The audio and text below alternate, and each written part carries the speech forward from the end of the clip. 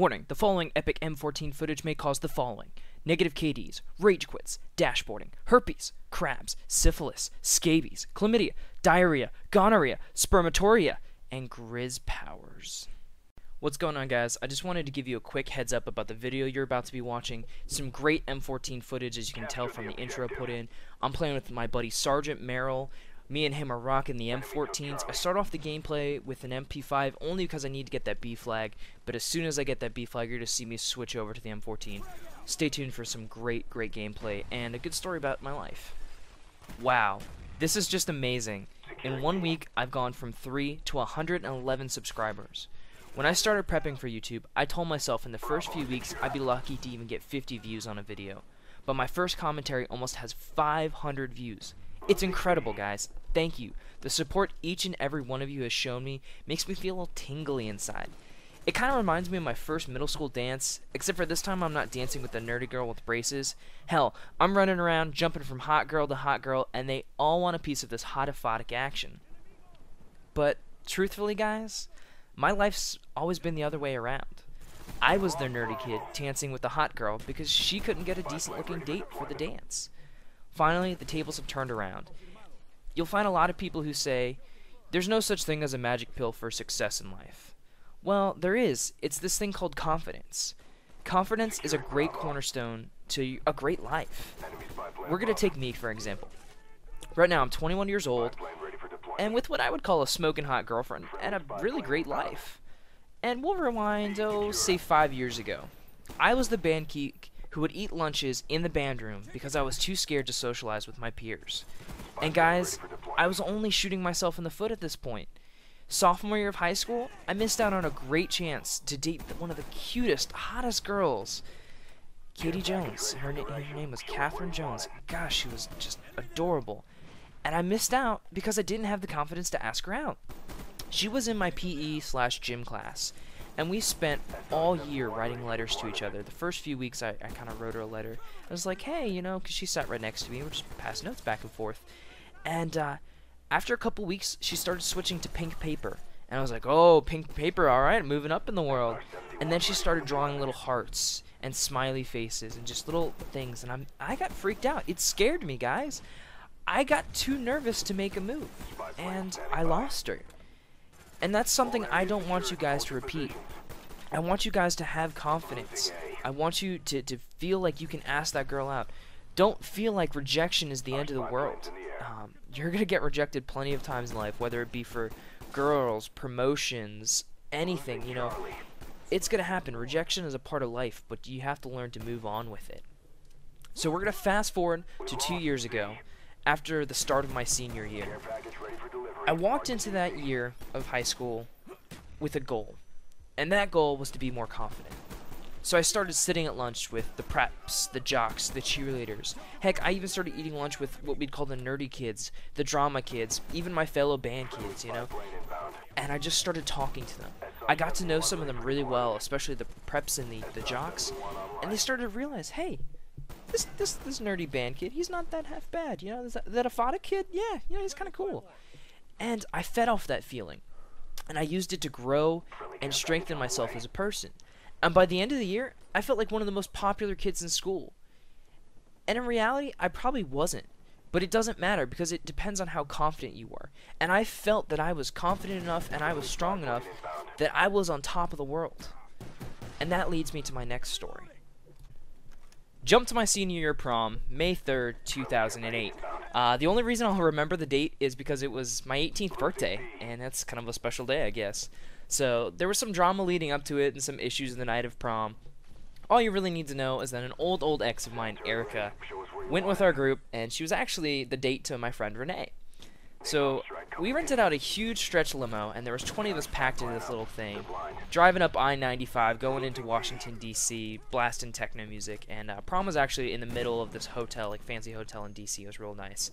So we roll up, check in, and we find a nice table far enough away from the DJ, but it's close enough to the dance floor where all the little couples can run out, come back when they get bored. And I'm sitting there. I am one of 3 people, and I'm the only guy, mind you, in our party without a date. Why? Because in a moment of weakness, I didn't have the confidence to ask this girl ask any girl basically to, to go to the dance with me. So fast forward 20, 30 minutes later, all the pairs make their way to the dance floor, and they're having a good time, ha ha ha ha ha. And I find myself sitting at the table alone. Well, I was so mad at myself at this point for being alone that I wanted to do something about it. So I got up, went to the dance floor, and found this girl, Lauren. I had been crushing on this girl for, we'll say, 3 years, and I asked her to dance, and she said no. But instead of walking away and feeling heartbroken, I said, listen, it's my 18th birthday, and I think you're a great-looking girl, so make my birthday wish come true and dance with me. Well, 3 songs later, my groin is hurting like a biatch, and there's all this butt pressed up against it, and I was like, oh, okay, I need to sit down, settle down. Whoa there. So I'm sitting down for 2 minutes. The next thing I know, another girl that I've had a crush on for a year or so walks up to me and wants to dance with me. I must have danced with 15 girls by the end of the night. I was king of the world. I was the most amazing guy ever. And then, like some crappy, cheap romantic flick, my ex Erica walks up to me, and she's looking for a dance. Alright guys, so instead of listening to the voice in the back of my head and thinking about this smartly and saying, no, I don't want to dance with you, it's okay, you have a date, I get up and I go, alright, let's do this, let's go for a dance. Now let me give you a little backstory about this girl and who she is. We first dated when I was about 14 years old, we never kissed, we talked on the phone for hours. All we did was hold hands. It was the lamest middle school type relationship you could ever have.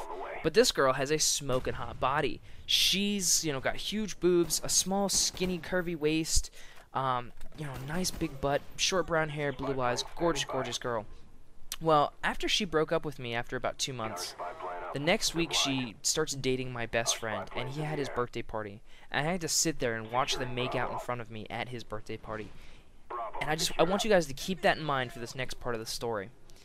Well, we start dancing, and we danced a song or two, and I was getting some work done. Like, you think this gameplay is nice? I was putting the moves on this girl. But after the 2 songs, a slow song comes up, and I go to walk away because I would feel awkward slow dancing with her. Well, she grabs me by the arms, and she pulls me in, and she goes, I want to keep going. And I'm sitting there, I'm freaking out, and all of a sudden my 18-year-old bomber is freaking out as well. He's fueled up, ready to go, about ready to take off, and I'm sitting here like mission control going, Bomber, you're gonna have to wait on the runway, we can't go right now, please, just settle down, we gotta make it through this dance, just hold on. Well, we get that fixed out, and everything's okay. So we're slow dancing, having a blast, and she comes in, whispers in my ear, and goes, I regret we never had a chance to kiss. And I'm Rico Suave, I'm thinking like a boss right now, and I go, well, why don't we fix that? Why don't we change that? So right there in the middle of the dance floor, in the middle of the song, we had our first kiss. And with like a perfect cheesy ending to the song, I gave her a spin, caught her in my arms, and then we just kind of held close there for a brief second. And then we went back to the table afterwards, sat down to rest, and there's 10 of my friends sitting at the table just staring at me with blank stares. And then my friend Robbie, I remember this, he kind of gives me that finger, waves me over, and goes, come here. So me and him start talking, he goes, dude, what the fuck? Erica's supposed to be with Renee, what are you doing? And I told him, I straight up told him, I was like, listen, before this even happened, I said I didn't want Erica coming, and something was going to happen, and he was not having it, he was way too upset. So the whole night I'm sitting there with people staring at me, it was an awful, awful night. It was not good. Let's just say in the essence of time, we danced the whole rest of the night, and I ended up with my whole group of friends pissed off at me for stealing Renee's date. After the dance, we went to an after party, and the whole night Eric and I were making out, finding dark corners where we could just be alone, and it was just wonderful. It was a great night. Well, the next morning I woke up, and I'm feeling like a PIMP, and I'm on top of the world, nothing could be better. And I felt confident, and I soared with that confidence, and I spent the whole rest of the summer chasing girls, having a blast with my friends, and having one of the best years of my life. And that's where YouTube comes in right now, guys. You guys are my confidence. You're my driving force to continue and push. I had people tell me before I started doing this, Aphotic, there's no way you can do this. You can't make videos. Nobody's going to watch them. It's going to be boring. It's going to be a failure. You're going to hurt your feelings. But each and every single one of you, all 111 of you, are a testament and prove them wrong. And you guys keep me going. You push me and you make me stronger. So I want to thank you guys for that so much. Guys, my name's Aphotic Affinity, and welcome to my world.